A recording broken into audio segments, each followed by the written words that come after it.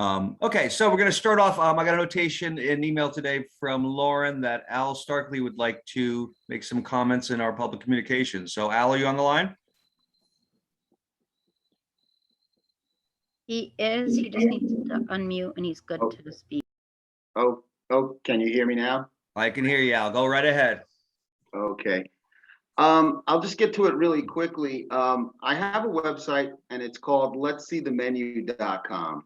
And what we do is we post restaurant menus online, and we also do online ordering for restaurants, and we have an advertising platform for them or other businesses. And what I'd like to do is experiment with the possibility of creating healthcare in the town of Groton initially through this advertising platform. So when an advertiser advertises, we'll take 50% of that commission or that advertising fee and send it to a fund for the town of Groton to be used for healthcare. And I think at this point, what I'm thinking is dental, because from my small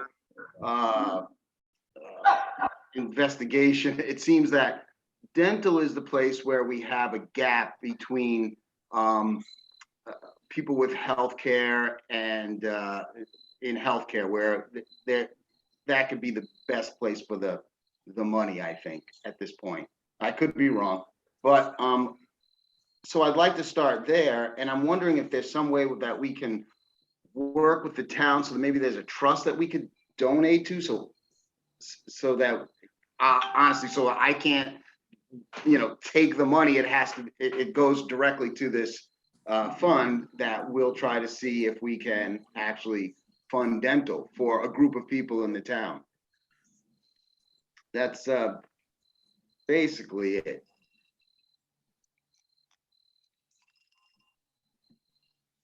Okay, well, what I'm going to do is refer you back to Paige and maybe, where the EDC would be involved with that, because it's definitely a town of Groton type of thing, interesting concept. But I would first start touching base with town officials to see exactly the route it goes, and then Paige would bring us back in the loop if there's something that we should be involved with. But I thank you very much for sharing that with us today. Yeah, if someone could guide me into the first person that I might be able to talk to, that's how I'm doing this. I'm just really ballparking this thing, and I just want to get, I know that as I go down that road, I'll get closer and closer to doing this. I would be the best one that you can speak with. So if you could call my office, 448-4095, you and I can chat about that. Okay, great. Thank you, Paige. Okay. Thank you for sharing. Lauren, do we have anyone else on public communications? We don't. I did just check my work email, and I don't think Mr. Curlin is going to be able to join us. Okay. He had Zoom problems. No problem. I just want to make sure we didn't leave anyone out. So we'll go to the next item, is the approval of minutes from our meeting of Thursday, September 2nd. I hope everyone had a chance to read through them. Any changes, additions? Hearing none, I will entertain a motion to approve. So move. Second. Third. Justin seconded. Minutes are approved. Next up, and this is, I'll tell you, I'm going to hand this off to Craig, but I know Craig has put a lot of work into this, working with partners in the for the chamber, and also I think Main Street was involved in some other different areas. So Craig, I'm going to turn it over to you. Well, we're set up now for October 18th from 9 to 10.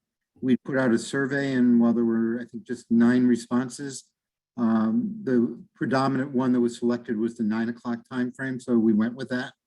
We also asked for priority order of what were people's major interests, and employment seemed to be the biggest. Thanks, Sam, for setting up the survey. We do have 2 guest experts, thanks to Bruce Flax reaching out through Dan Miser to the Restaurant Association, and he also reached out to Ledge Light. And so we have 2 experts to join us. The issue now is just to get out the word that we're having the forum on the 18th. I am finding that even though we use email and other electronic media to reach out to people, they don't necessarily all look. Just from having gone to a restaurant the day after I'd sent a reaffirming message about this, he still hadn't seen it. And so I'm thinking that if people have restaurants on their lists, if people wouldn't mind taking perhaps there are two documents that Lauren and Sam and Paige, I assume it was Lauren and Sam particularly put together, the one that has the most information on it. If people could get that handed out, if you could, to the restaurants in your area that are on your list, that would be a surer way of knowing that they've gotten it. Because that particular document also has the literal letters and numbers for signing up to register for the event. Thanks, Craig. So what I would ask everyone to do is I have a few restaurants on my list also. It's not as intensive as we've done with the mass and signage. It's just to touch on them.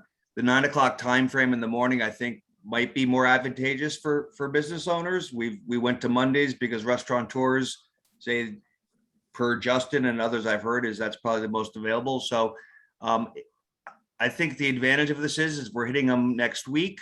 It's closer to the event. It's not off in the distance, and you know, by giving it to them by hand, it might just make it a little bit more stick in their head a little bit more and such, because I like that we were asked for feedback on them, and the one's a nice card we've done before, and it's just, this is the form.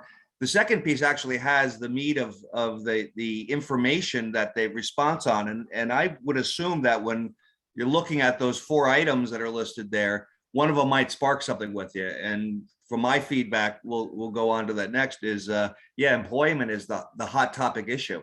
So it might just spark enough interest with them saying, hey, this is something I should be on, because maybe I can find something out because I'm not having any luck. So anything else, Can I Craig? jump in? Yeah, Can I Justin, jump go in? ahead. Craig, my apologies for being MIA. I've had some medical issues, and that's why I've not been dealing. So sorry about that, but I will tell you, as a restaurant owner, and Bill, I'm sure you deal with the same thing. I get 200 emails a day. And you just, sometimes they fall through your filter. You're like, you just go down and click on the stuff that you don't think is important. So in person is very different than emails. Yeah, and hey, that's an issue that it used to be. Snail mail was the same way. You know, everyone reached out by snail mail and everyone started throwing it. But you, like in your position, Justin, coming in contact with other restaurateurs, Yeah. that's all it is. I mean, that's how I do it too. We just have to spark their A little face to it's in their face. best interest to join. That's what it comes down to. And we just, Yes. that's why that second page, I really think that might hit that hot topic, saying, you know what, I'm having no luck at finding people. So maybe these guys will have some insight for me. You know, if they don't take advantage of it, you know, I don't understand. But I know that Craig has put a lot into this with the other partners, and you know, there's obviously need out there for it. And it's not like they haven't done the research and the questions. And even though 9 people responded, use that as a percentage. But you can lead them to water, you can't make them drink. That's just the adage. So I think this is probably one of our better efforts of getting feedback for a topic. And that's what the whole purpose that Craig started with is, let's let them tell us. So let's see how that goes. So I encourage everyone to do the reach outs. And even if they're not on your list, that's how I do it. You just talk to people in the business where it might be of help to them. And it's not necessarily just restaurants. There's signs on every single storefront. We are entertaining, you know, we're taking applications. We're looking for a point. Every single storefront I see has that. There's not one I can say, oh yeah, we're fully hired. We're turning people away. So I think it's probably our best effort yet. And I thank Craig for his efforts on that. So the second part to move on, unless Craig, you have anything else to add, or? No, I think just making it successful by having people who are there, because some of the people who are in the room, even a Zoom room, may have insights that are useful to somebody else. So it isn't necessarily that the two experts are going to know the answers, but in our community, someone may have an idea that sparks something for someone else, or people may choose to work together. One footnote on that. Hey, Paige, because of that, and I'll touch on that in my chair report, but of our meeting that we had last night, there were some players on there, whether it was sector or the women's, maybe an email out to them, to their clientele, just to say, hey, you might have people that you work with that this would be an interest to. Because it seemed to be across the board last night also. Employment was the hot topic that everyone kind of said, yeah, that's number one, but these are other issues. So supply chains, whatever. So Yeah, maybe we'll that's do just that. another, we have those emails. So, Yes, so we'll do that. that might be a good effort on just for a little extra on that.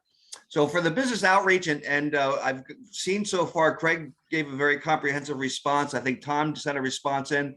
Myself, I'm guilty that I didn't send my full sheet in to Lauren, but I have gone out there and done my calls. My time has been a little fragmented. Been very interesting, and I'll give my perspective, and I want to see anyone else's feedback on it. Is the topic wasn't, they all thought I was from town enforcing the masks, and I wasn't. I was out there saying, no, I'm here to give you a sign, and if you need some masks and whatever. I didn't see a lot of anxiousness about it. I also didn't see a lot of enforcement of it by the business owners. So I know some had that feedback. I didn't see that, but employment.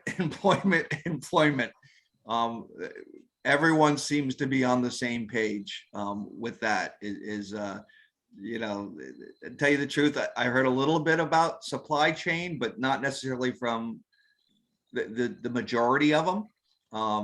I heard pricing, and some of that had to do with the increase of what they're paying people, not as matter of what they're paying for. So that's really the feedback I got across the board. They were all very appreciative that we were out there. At least here's something that has ledge light on it in the town, that because everyone had their own version of the sign. I would say everyone I saw, there was some version of a sign up that they had made. This maybe just gave them a little bit more of a buffer to say, hey, it's not me, it's ledge light in the town, whatever. I don't know, but I think in general, that was what my feedback was in the downtown Groton. I know Mystic might have been a little different because of the tourism and such. But with that, I'd be interested to see if anyone else had any feedback on the calls that they've made, whether they reported to Lauren or not, just if they've gotten any kind of additional feedback, or is it in line or whatever, because that's basically what I found. So anyone want to start, or? Yeah, go ahead, Justin. And as I said last night, I'm very blessed, but talking to other restaurant owners, it's the employment thing. And getting people to work again. And there's still so many people claiming unemployment, even though the benefits have dropped. And it doesn't make sense to me in any regard.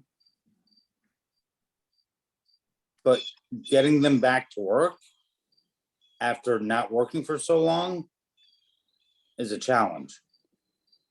And I'm blessed that I don't have to deal with it, but I hear other restaurant owners complaining about it. And I don't know what kind of, I know so many places have done insane incentives of, $5,000 signing bonus if you stay for 6 months. But that hasn't even worked. I don't know what it takes to get people to go back to work. I don't. So Justin, what do you think is the work that's working for you? Because you said you're not having trouble. I've had the same staff for 7 years. And they're like family. Okay. So They have no interest in going anywhere. And most of them are related to each other. So it's that's the blessing I have. Hmm. The only footnote I'll say in that, Justin, is I've seen this time and time again in my thing. I'm blessed myself. I know that can change tomorrow. And I never lose sight of that. It can change tomorrow, because I've seen it happen before. Well, Bill, and the thing is, when I say they're all family and they're all related, that means if one of them leaves, they probably all leave. That's what I'm just saying. I've seen it. Yeah. George, you have your hand up? And then I'm making tacos. Yep. George, your hand's up. So I wonder, this is October, and now we are already on pathway to holidays and school vacation.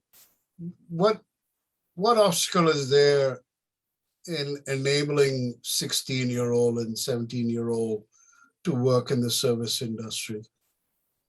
Is there a pathway? Is there a way of, I don't know, in the past years, 16-year-old couldn't work in the restaurant industry, or if I'm not wrong, but what pathway is there now of enabling that as an initiative of going to high schools and recruiting for the vacation for the next 3 months? Thanksgiving and all those holidays are coming. Well, George, I'll tell you, I won't hire anyone under the age of 18 for the restaurant, because they're not allowed to touch a glass that had alcohol in it, even if it's empty. Oh, I see. So that's not legal. Ah, So that's just protect myself. But I will tell you, my nephew, who turned 18 at the end of August, just got his license. And the first thing he did was go out and look for a job. And he was so excited to get a job at Best Buy. And he could have worked at the restaurant all these years, and he did not want to work at the restaurant. But once he got his license, mainly because he didn't want to work with his father, but he was so psyched to get a job. so And there are kids who are psyched to go get a job. so aside from the restaurant industry, 16-year-olds could work. Absolutely. So they could go and work for a bill as well. Actually, there's a little bit difference on the bank side. We will have certain age things, but there's bonding issues of what you're entering into. So in general, I've seen 17-year-olds, but that's usually only on as a student, like seasonal. And they're limited on what they can do. And that's the bank's policy. That's not, I don't know about the legalities of the state. Yeah, and I think, George, every industry has its own regulations. Right, okay, thank you. Okay. Yeah, we've done that before though, but I'll go back to that is, to say people don't want to go out and work. What I see and hear is the job pool itself is very, very small. So we're all going after the same few numbers, and there are also barriers of what's interesting is I see people applying for things and I think out of the gate they're going to be making $23 an hour. Not very realistic. But I understand where they're coming because they have no concept of what the pay scales really are. And I know I'll speak from my industry and from my bank itself, so they are looking into those things. They are looking from a corporate perspective do we have to restructure given the environment of a shrinking job? There is a very small pool vis-a-vis the demographics that is coming up of that working age. And we've seen that even in our feedback, and I mentioned it last night on the call, is we're doing our best as a community to attract these people into Groton to live and work here. And the barriers we have with that are, do we have housing that they're looking for? can afford, and are those other aspects of community living that we have to offer. So we've been talking about this since I've been on the EDC, and that's the main theme for us, but it's still, you're attracting that same pool of people across the country that's very small at this point. So Bill, Yeah. I have a personal question. Your first job, your very first job, we were talking about what kids are expecting. 12 years old, dishwashing down the street. I walked or went on my bike. That's exactly what I did.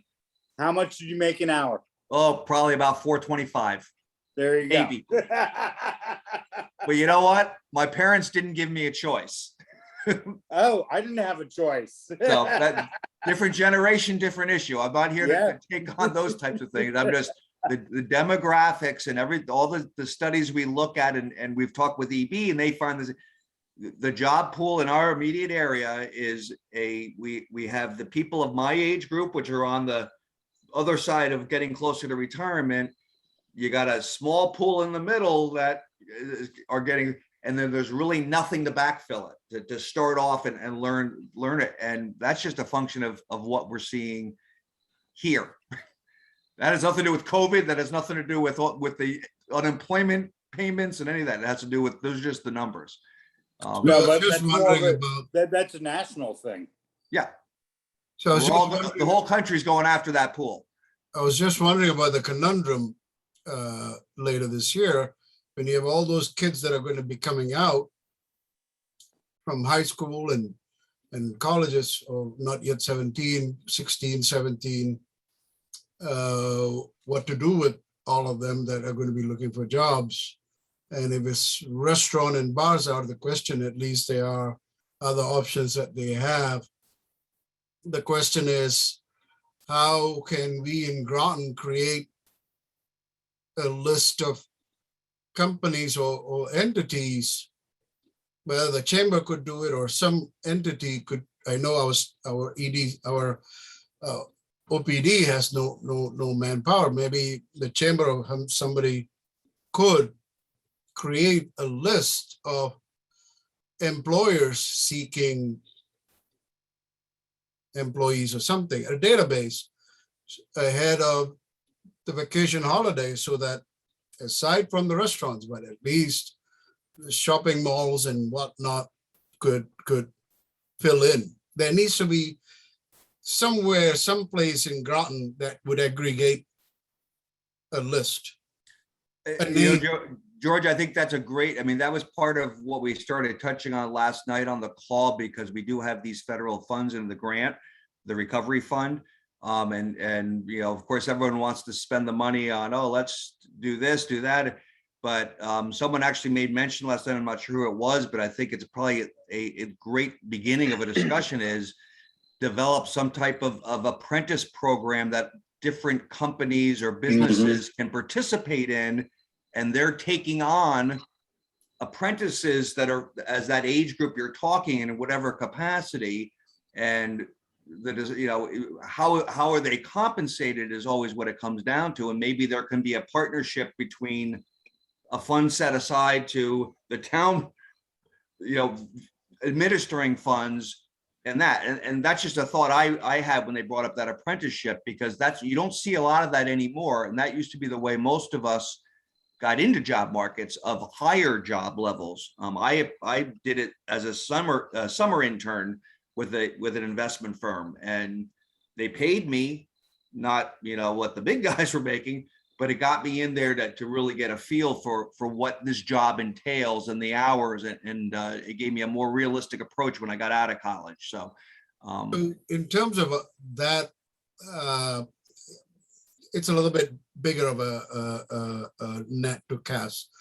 Let's try and do something just for Groton, just a simple list of companies or retailers that are looking for employees. Whatever it is, just a list, because this apprenticeship program is now being discussed and evaluated and diced and sliced by the state, for the whole state, for that recovery money. And you're not going to see a penny of it being resolved, at least for another 7 or 8 months before it rolls out. Matter of fact, we just had that meeting at 2 o'clock this afternoon with the workforce development.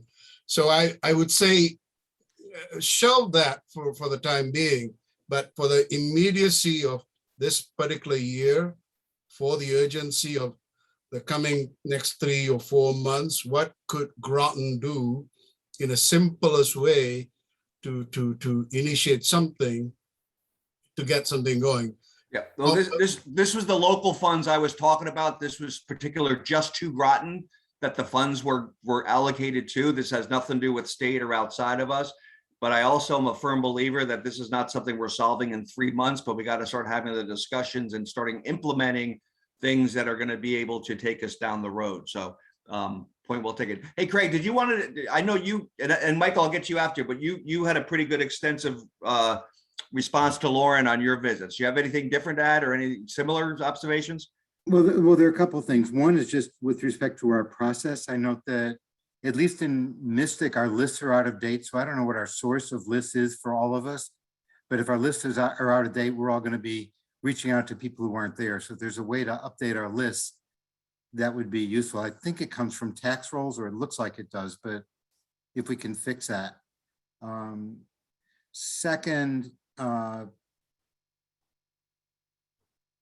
the town clearly did not do a good job of letting people know about a mandate. And so it's fine to acknowledge that that happened. In fact, I do every time I go into a business, and it opens up the door if I say, gee, I know the town didn't do a good job of this, but we're here to help. That's a great intro. But how do we help the town figure out how to communicate better with the residents and the businesses if they were such a failure on a mandate that they were trying to impose? So it's a second process question. Because I was in downtown Mystic, the biggest issue that I probably heard was the difference between the Groton side and the Stonington side. It continued with most of the people on the Groton side actually pleased to have the mandate and feeling safer, and being, with the exception of 2 businesses, pretty good about getting the signs up if they didn't have it and taking it on. And lots of them saying it is so hard when you've got a community called Mystic and it has 2 different approaches and people don't know anything about it when they get here. So how do we help visitors know what to expect when they get to a town? And how do we get, or a community, and how do we get a community to come together rather than having 2 such different approaches? Yeah, I agree with everything you said, and I can't explain why Groton kind of rolled out this mandate the way it was done, because I kind of caught it the same way all these other people did. It was something that was in the paper, and I'm like, what are they talking about? And I didn't get a lot of pushback. I think it was because we were a month down the road after it came out. This has been discussed. I don't know if they really haven't done anything since then, but for whatever purpose, I agree with what you're saying, and hopefully anything else that in this vein that comes out, it's done a little bit more with a little bit more prep, but a little bit more communication on whole. But it was voted on, and it occurred in the same, it's like, okay, so. Yeah, and I'm thinking that we should do more than hope. So maybe a communication from the EDC saying, we talked to, I know I talked to 50, you all have talked to a bunch as well. Maybe it's 100 or more. If we said to the town, please, next time you're putting something out, please figure out a different way to communicate because this did not work. Yeah, well, what I'm going to have done is once we compile all this stuff, is that you're absolutely right. From the EDC, from the feedback we're getting, that will go to John Burt, because that's where it came from, and saying this is what we got. Because at the end of the day, I'll speak from personal experience from my bank. I could see my numbers from where we were on the upswing from just normal business activity, all of a sudden drop off like a cliff from the end of August through September. There's a reason for that, because everyone all of a sudden was like, is this a mass? So maybe they just decided, I don't know if that's the reason, but I could just see it in my numbers. So that hurt business is what it comes down to. Craig, I will tell you Yeah. that I've seen so many people walk up to our door and then run away, and they're running back to their car to get a mask because we have the sign in the door, Sure. and they will not come in without a mask. They come Which- back, right? Which oh yeah, Yeah. well, I appreciate that. The ones you That they're see. like, they see the sign and they're like, okay, we need a mask. And everyone has them in their car. Michael, you had something to share? A few things now. Please. The first one is, so you mentioned, people coming expecting $23 an hour. $23 an hour is what the average DoorDash driver makes, and Uber makes about 30. So I think one thing to consider is that there's this whole segment of ways people can make money. It competes for the same labor resource. And so when you look at other W-2 employers and they're all at, 15 or 16 or 17, and you say, oh, we're at market. Well, those same people can hop in their car and go make $23 an hour. So that's a competitive force in there. In terms of the masks, definitely something to also mention when we compile everything for how the mandate went, is, I think I shared these last month, the observations from when I was Uber driving just after the mandate, and nobody had any idea. So for all the talk about during the day, people were nice about wearing their masks, there were 200 people in Friar Tuck's with no masks on every night from a 400-mile radius. So epidemiologically, there was no mask mandate. Like that, there was no barrier to transmission when people are gathering in the hundreds at all these venues. There's no enforcement, no signs, and people getting into the car, because you can tell if they know there's a mandate, because after a month or so, they approach the car and pull their mask out of their pocket. For the first 2 weeks, people come into the car and be like, mask, what? Oh, I didn't have one with me. I didn't realize we needed one. Like they didn't even have one in their pocket to go out with. So that wasn't there. And I think I had something else that I wanted to get to as well. And can I remember what it was? I guess not. I'll bring it back up if I think of it later. One of the things, I also did a small informal survey in the Groton Community Forum about people's response to masks. And there was a decent number of people, again, unscientific sample, but a decent number of people in the summer who said they were staying home because of uncertainty, because they were afraid that people weren't wearing masks, and thus better safe than sorry, don't want to catch COVID. If people aren't wearing masks, I'm not protected. So I'm just going to stay home.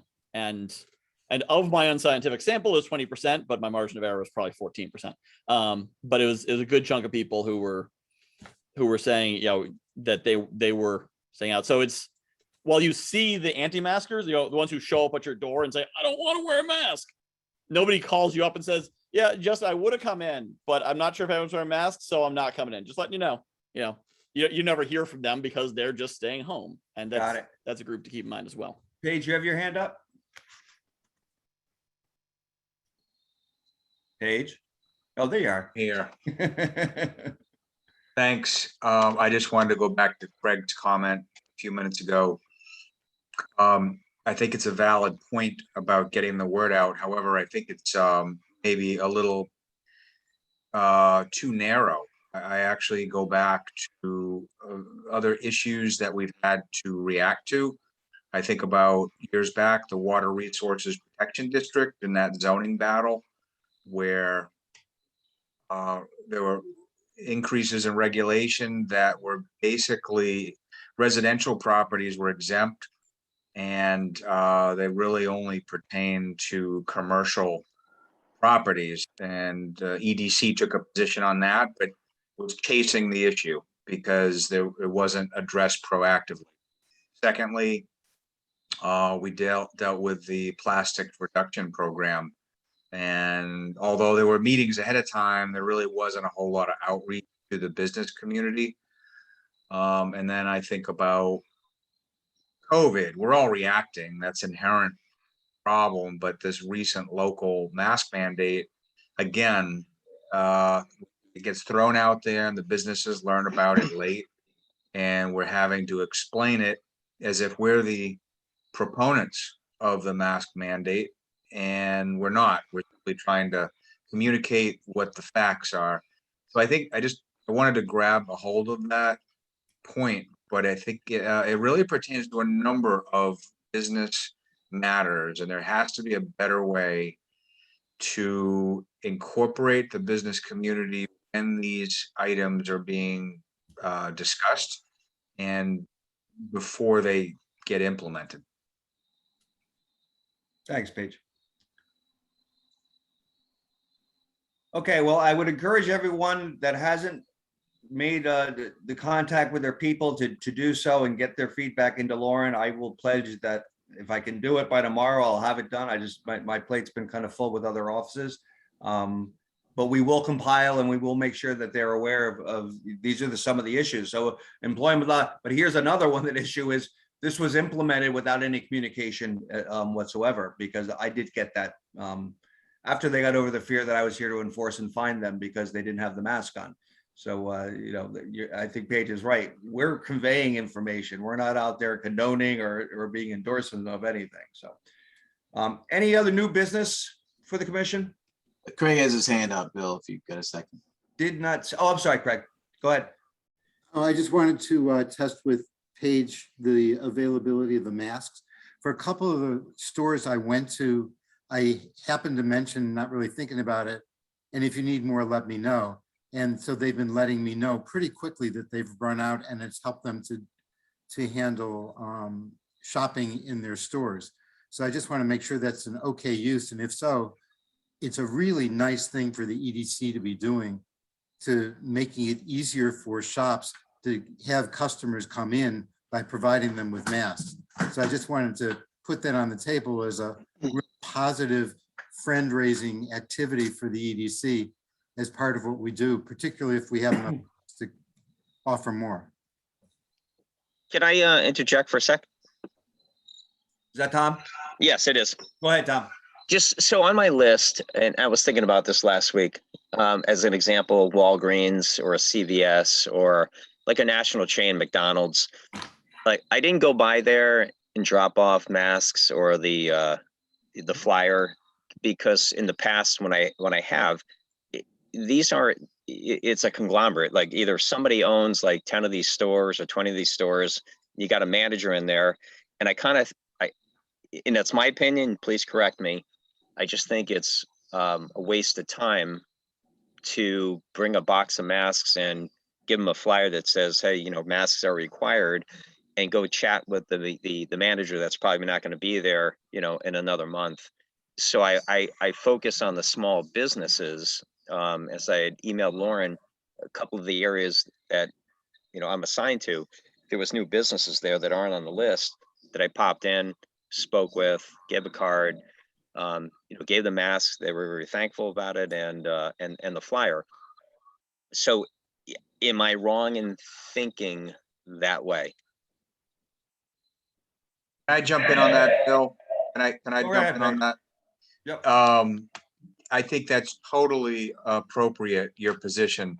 Let me speak for where the mask came from. We did secure a grant for PPE, and it's to build a stockpile. And to me, that makes perfect sense. But to a lot of people, they don't know what that is. What it is, in the event we cannot get PPE, the town will have the stockpile for our use. If you walk into Ocean State Job Lot or CVS, you're going to find adequate supply of PPE. So you're totally right. We shouldn't be handing them out to larger companies who have plenty of PPE. In reality, I was hesitant to actually start releasing some from our stockpile in light of the mandate and in light of EDC stepping up and doing more business outreach. I thought it was the right thing to do. The difficult position, walking in and talking to a business who they're having a tough time. I think it was kind of a nice olive branch, and they certainly could use them. So definitely they were intended to be for small businesses. So that is the target. Great. Excellent. Yeah. Thank you. Tom, what I did actually, I wasn't kind of going in with the masks themselves, because I knew that this was really just something that kind of as a piece. Oh, geez, I can't even keep up with that. I did give them out to a couple businesses. The only thing I'll say about the larger chains, but some of them are on my list too. The mattress firm is I gave them the sign, but they had their own sign up. But the reason why that, in fact, that reminded me that the one, she was appreciative because ours had the ledge light on it, and it just made it easier for them to say, this is the local health thing. So maybe their corporate didn't care about it, but she did. It just made it easier for her. So that's why I didn't exclude them from it. But I agree with your thought process. Is we're controlled by corporations. We're not, trying to just survive as a business. But they can get their own masks. Some of them couldn't get their own masks. So That's a good point. Yes, that's what I was thinking too. Yeah. That was just my thought. We're for small businesses. I did mention about the symposium that's going on, and I will get those flyers printed out. And kind of my thinking is we might overlap, but I'm over by Benny's in Groton, and I can just go hit whatever restaurants I happen to be just driving down the road, and I'll stop, and if somebody else has to hit them and it happened to be theirs, great, they got two. But maybe that's the best way to approach it. the best thing we can hear is, oh yeah, someone already dropped these off to me. Perfect. Here's another set. I mean, that's a good thing. That's Yep. not a bad thing. Greg, did you have your hand up again, or? No, I'm not sure I got the answer to the question about giving additional masks to small shops.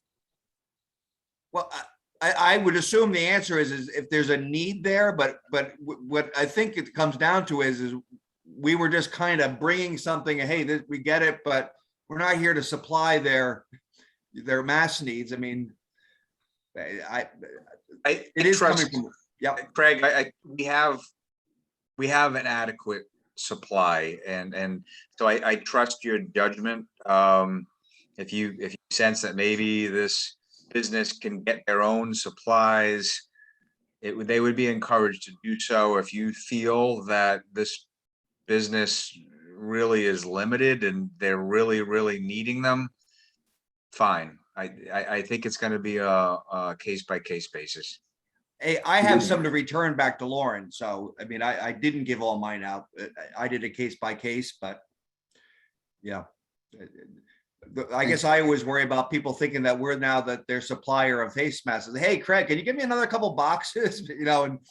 But I agree with Paige. Use your best judgment on it. So, Fine.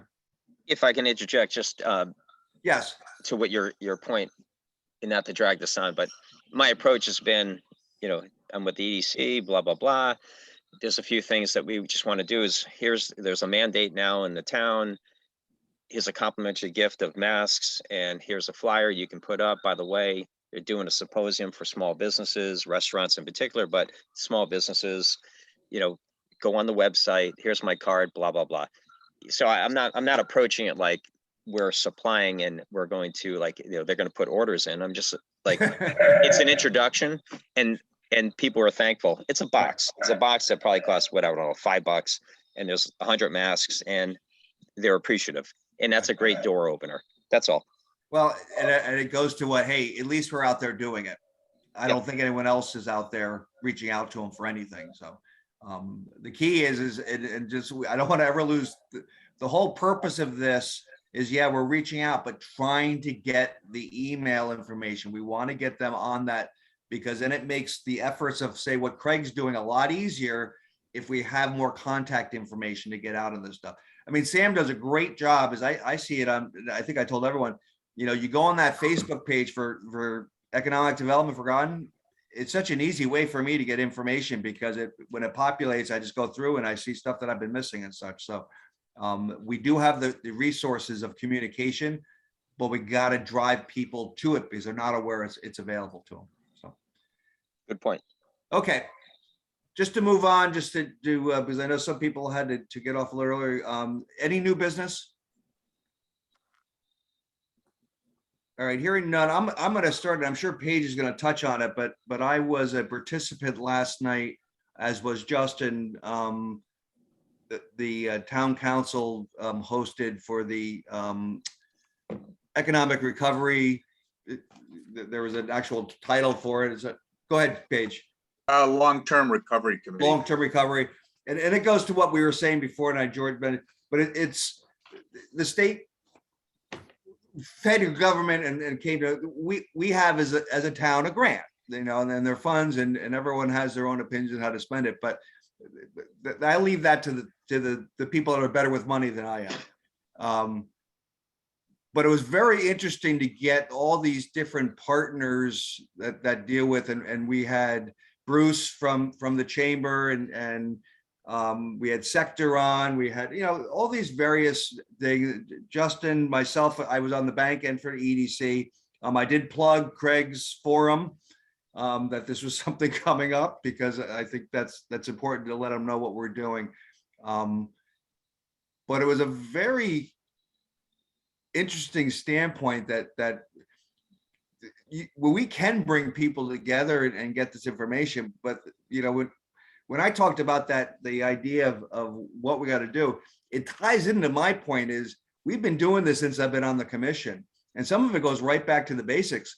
We got to be able to house people in a more conducive way to what they're looking for. But the thought that kept on going through my head is, here we had that whole oral school project, and I read through, because I had nothing else to do for a moment, the plan that we had commissioned, and it like fit right into what we're looking to do.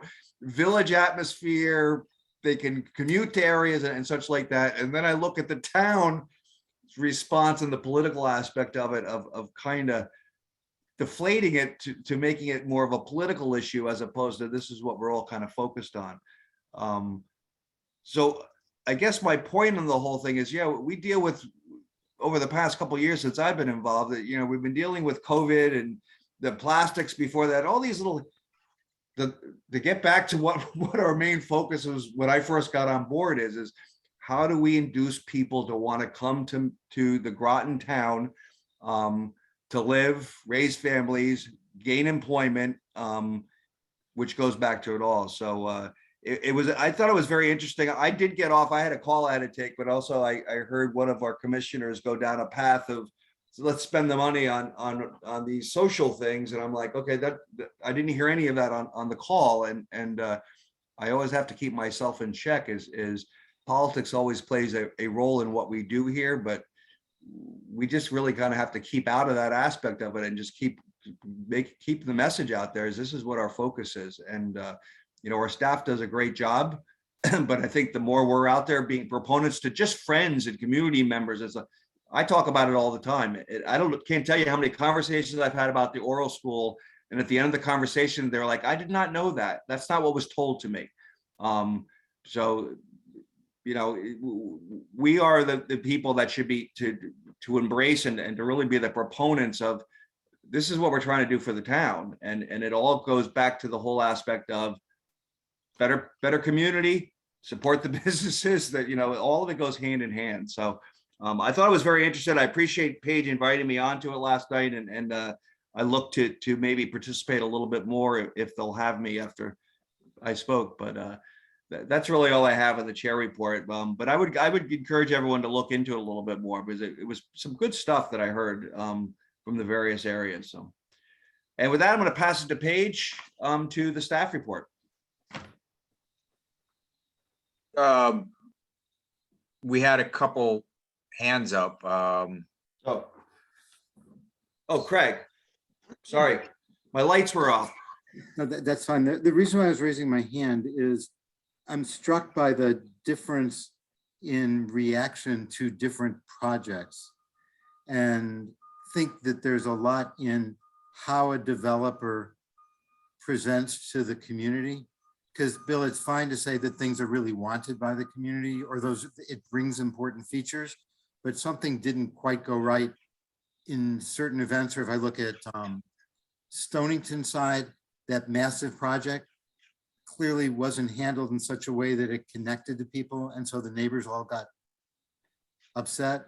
On the other hand, the Hartford Healthcare Project and all the housing that went with it. I was talking to Dave Latizori, the developer for that today, and he indicated that so far the community is being pretty receptive to the additions that he wants to make to that project to put more housing into Stonington. So I don't know if there's anything that we could be doing behind the scenes to help refine what developers do, how they present. I know it's not our job to tell them what to do, and we sort of look for those who want to do projects that fit our goals. But to have them come in and then wind up losing projects that we think might be helpful or could be helpful if they were adjusted a bit, feels like not the best way to get the outcome, Bill, that you were talking about in terms of getting more housing and more economic development in the community. Yeah, and I hear what you're saying, Craig, but I will disagree with some respects, and maybe it's just because I got involved in the weeds a little bit more than I even wanted to. There was a lot more going on behind the scenes that was being said to one side, and so it didn't proceed how it in a truly transparent the way it maybe going in hindsight. This is the way it should have gone from the get-go. So it allowed a lot of other stuff to come up that really had nothing to do with the development. And I know Latazori's projects. I know the other projects we've done in town, and I've heard and have seen some of the politics getting involved, which not necessarily are in the best interest of the town. It's so I'm not saying I'm going to get in the fight with it and that they couldn't have done a better job, but the concept behind it is not what the community's clamoring for. It's what we are looking to do to bring in new people into our community, because that's how communities maintain and thrive. It's not by just appeasing and keeping everything the way it was, because I hear that more than not. Why can't it just stay the way it is? I can show you, and you've gone through, I can show you once you stop growing, you die. That's a business model that can be proven over and over again. You got to kind of keep evolving a little bit while maintaining what makes us unique, our Mystic community, our village communities. So I hear you. But we have to, there's other stuff to overcome, which I think gets put to the side and people get misinformation. I'm just there to say, this is how I understand it, and to give them that. And then they come away saying, wow, that makes sense. I heard it was going to be skyscrapers. No, there are no skyscrapers there. That's how they kind of portray it. Mega development. No, it's not a tenement building going in. It's a village, just like the villages we all live in. It just kind of tampers it a little bit, but I hear you. Any other hands? Michael. Yep. Yeah, the other thing I wanted to mention, that especially the oral school, but with anything with PR and public opinion, it's like a fire. If you catch it when it's like a couple pieces of paper on the counter, then it's easy to put out. Once it catches the curtains, you're done. And I never forget Rustler's PR guy standing in the annex saying, I will go door to door to every door in Mystic if I have to make sure everyone understands and there's no confusion. And then they dropped the ball and walked away. And it was theirs to lose. People that started with the momentum on their side and they lost it. I think something we might want to consider in the future when talking to developers is part of the I don't know, the process of the RFP process or something, is what is your communication plan? And to, this was not unforeseen. This was completely predictable when they stopped engaging in PR. It happens every single time because there's always a NIMBY component on any plan. Somebody wants to, move the garbage cans one side of the street to the other. Somebody's going to say, whoa, I don't like that. And there has to be a plan to say, how do we get the information out? What are the resources? I'm not going to argue with every person I run into for 20 minutes. I need a link to share and say, here's the story, go look at this website. I need something quick and easy, because you can't expect people like us to carry water for multi-million-dollar developers. That's why they're multi-million-dollar developers. They should be doing that. I mean, if they're going to give me a percentage of the project, then I'll come in and do PR work for them. But if I'm going to be doing their PR work for them, like, it needs to be easy for people to carry that. And I think that might be something to think about, is not to think of it as ancillary to a project, but that PR needs to be core to the project, because it's going to come up every time pretty predictably. And we need to be in front of it, because once you're behind it, there's no catching up. Good point, Michael. Anything else? I don't know how to raise my hand.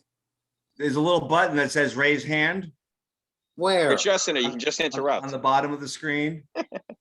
No, I don't have it. Move your Okay, pointer around down below. Justin, just interrupt. Yeah, that's what you usually Okay. do. So it's been working for you. Okay, so the irony, it's actually really ironic that we're talking about Groton. Where I grew up in Northwest Connecticut, inland, Northwest Connecticut, Litchfield County. They're all small towns. And we had what was called Drawbridge Mentality. People would move to town and they did not want it to change. They moved to town and wanted to pull up the bridge and it never changed. And I think a lot of Mystic and Groton has that feeling. And just, it's ironic that that's what we called it. That's all I'm gonna say. Thanks, Justin. I gotta figure out the hand button. That's fine. You're doing great. Just keep doing what you're doing. Paige, you want to take it now? I will. I'll jump into the report quickly. I just wanted to comment about the communication. I think that's spot on. I don't want to go down the rabbit hole with the oral school project. What I can say, there was a point in time, even during the COVID peak, we would meet weekly. The number one topic was PR, engage the community. And that is definitely important in all the projects. So we identified that. We were advised they had a PR firm. Clearly, more communication could have been done, but we'll see what the future brings between the state and the developer. Moving back into the report, Bill, you had talked about the meeting last night. Obviously, right now, staff is all hands on deck regarding this American Recovery Plan money. We're meeting with this long-term recovery committee every 2 weeks, and it's just expanding out. We had the meeting last night that was targeting certain business representatives. It's not a one and done though. We're just beginning the community outreach. We're trying to gain consensus on what the top issues are, basically conducting a needs assessment. We're not interested in knowing that company X needs whatever, $50,000. We want to know what sort of programs could we create that'll help the business community at large, whether that's how they can pivot, how they can retain staffing, how they can bring more staffing in. Do they need funding for marketing? Do they need a business plan? Because many of them don't have a business plan. Those are the types of things. Childcare was a big one that came up. Those are the types of issues that we're looking at right now. And we're going to continue doing this outreach. We will have an October 19th event. There'll be 2 meetings on that day, one at 1 p.m. at the city municipal complex, and the evening event will be at 6:30 at the senior center. That's not just focused on business, it's community-wide, asking people, what do you think your greatest needs are? Whether it's business, public health, public safety, infrastructure, all of that. And we're gonna use those 2 meetings to get more input. The overall goal is to basically come up with these buckets. We have $8.6 million. How much are we going to put in each of these priority buckets? Later, we'll issue the applications so that people can apply with their individual projects based on whatever the project buckets are. So the last thing I'd say on that is within your packet, you'll find a copy of the flow chart process that the Long-Term Recovery Committee and the staff developed, and recently the COW had approved that process as to how we're going to move forward. There's somewhat of a kind of a balance between getting the money out and getting it out right. You know, you don't want to do it too late. You don't want to be too early and, you know, hand out the money where you're not investing it. It's just gone. There's a careful balance in how we're dealing with that. I think that wraps up where we're at on the process. But if you have the EDC, if you have specific ideas and what sort of programs or projects you think would really be helpful, please send them our way. We're really still in the beginning stages. We've talked about business grants, marketing funding, the childcare ideas come up that'll help businesses. Get creative, send it our way because we are definitely all ears. We already touched on the PPE stockpile. We'll be ordering more moving forward, but again, it's not to substitute for organizations' normal operating supplies. Marketing initiatives, Bang the Table is that digital platform that we are doing a soft launch on. Actually at the October 19th meeting, I think we're going to have some computers set up to demonstrate how that Bang the Table platform is going to work. Sam and Tabitha and Lauren are active in trying to launch that. It's bigger than just ARPA money.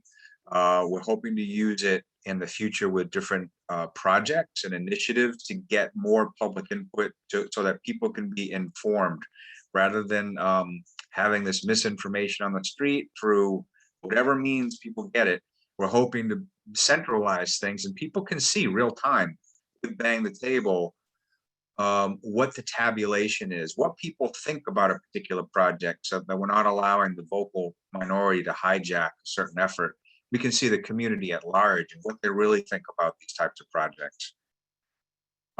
Next topic, Groton housing studies. I've mentioned this before. Tuesday night, if you have time, you might want to participate in the COW meeting. There's a link to the market-based housing study that is now up on our website, and there'll be a presentation from Des Moines at the COW meeting, and there's a demand for thousands of housing units over the next 5 years.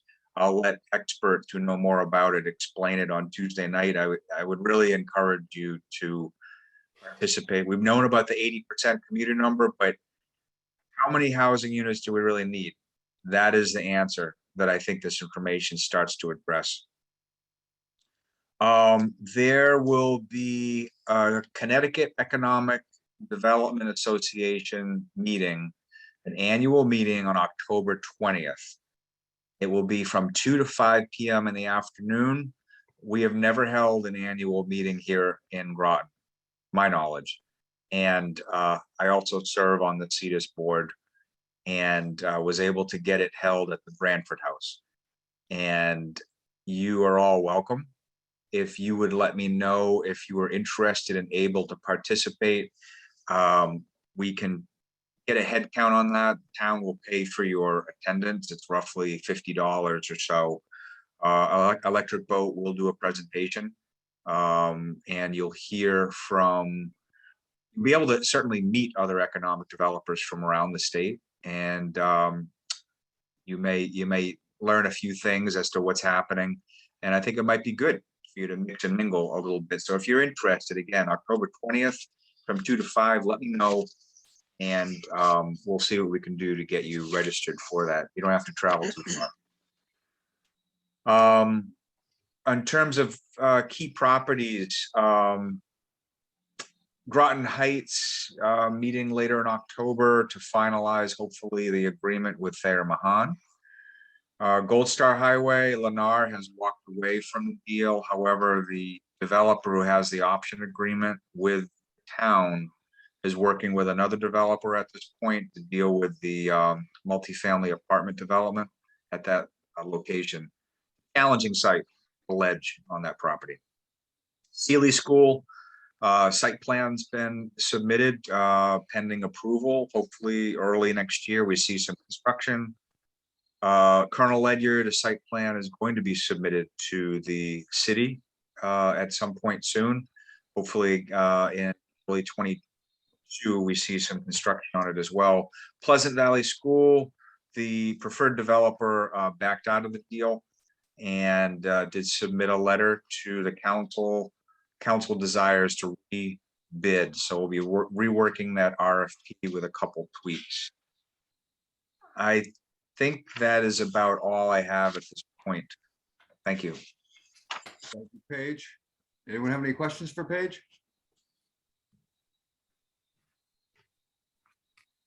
Okay, moving on to liaison reports. I believe I only see Steve on from the sub base. Steve, you want to go? Sure, no problem. Thanks. Great discussion on all the issues with the restaurants and everything. It was very interesting. And I know everybody's got problems finding help. It's just such a universal problem now. So lots of things actually going on at the sub base. We've had, I think I mentioned at the last meeting, the IGSA program that we're pushing forward, the intergovernmental service agreements, where we actually can work with local towns and COGs and whatnot to help provide some services and our materials to the base. We had our outreach meetings, and we met with your town manager there, John Burt, and also Greg Hanover, your public works director, as well as Mayor Hendrick from the city, and also met with New London and Ledyard and Norwich and whatnot as well as the COG and ultimately, and of course Groton Utilities as well. And they were a great series of meetings. Everybody's really excited to try and help us. Of course, everybody's got to work within their existing workforce and capabilities. I know, like we were talking with Groton Utilities, they would probably need to hire somebody to support the amount of work that we'd like to have them do. So that's a big decision for them. But I think it would be great for the town, because that's probably going to be a local employee, hopefully somebody from Groton or a very close area that would get that job rather than being contracted out to somebody far away. So I think it's a win-win situation for both sides. So we're continuing to move forward with that. We're trying to figure out now exactly what IGSAs we want to go for, and then we're going to try and start putting some of these together. So it was a very good meeting, and I think a lot's going to become of it. We got our change of watch, which you might have heard about in the media. Our old captain, Captain Moore, stepped aside, and our new captain, Captain Moore, took over. And Captain Moore is very much looking to keep up with a very strong level of community engagement, just as Captain Moore did. In fact, his little lines of effort paper that he just put out said that not only must we continue to build upon the strong ties and partnerships we enjoy with our key constituencies, we must also seek opportunities for even more positive and beneficial relationships, adding to the vitality of the community. Talking about community engagement. So he's definitely on board and will continue to work with our local towns. Steve, just to say that the new commanding officer's name is Curtin, Captain Curtin. Is that right? Yes.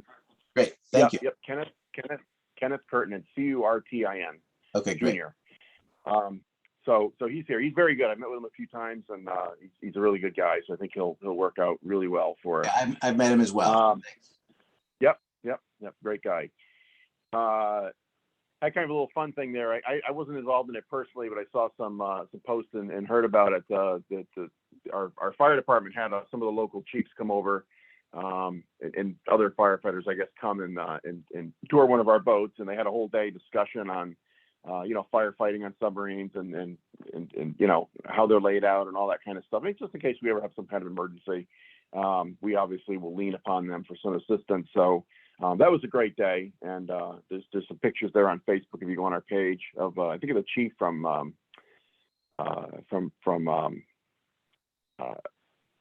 Mystic was one of the pictures. It was kind of a good picture. You're sitting there driving the sub, so it was kind of fun. And last thing I'll mention, the Nautilus is going in. Our favorite ship there is going into dry dock actually next week, next Friday. It's going to be pulled away from the pier at 12:30, the 15th of October, and they're having a big send-off for it. So if you're around and available, I think it's open to the public. I'm sure you can come and watch her get towed off to be rejuvenated. They're going to go through her hull and I guess do any kind of repairs and upgrades, paint, whatever that they need to do. So it should be good for another 50 years or so. So we're excited about that because of course everybody loves our Nautilus. That's all I got in case anybody has any questions. Unless anybody has any questions. Thank you so much, Steve.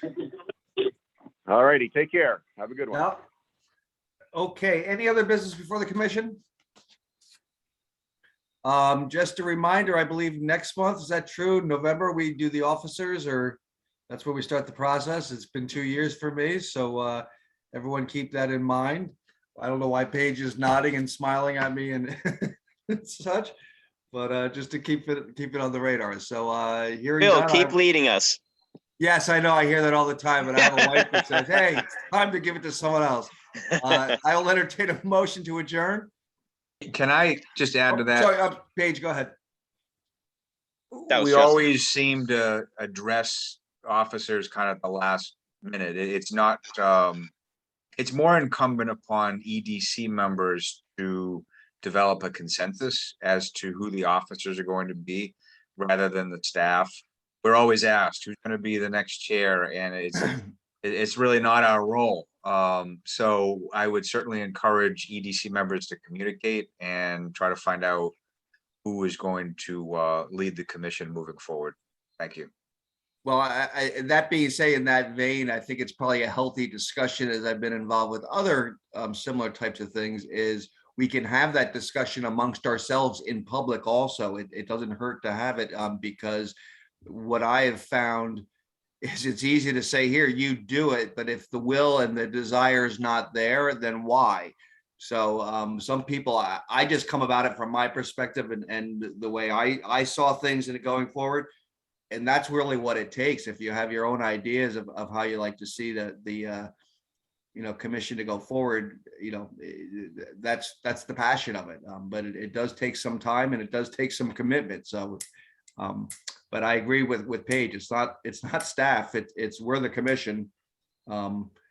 Hopefully we'll have a few more members in the upcoming session, but point well taken. So that being said, I will entertain a motion to adjourn. Aye. Aye. Seconded. Second. Meeting is adjourned. I thank you very much, guys. Thanks, Thanks, Bill. Bill. Take care, guys. Bye.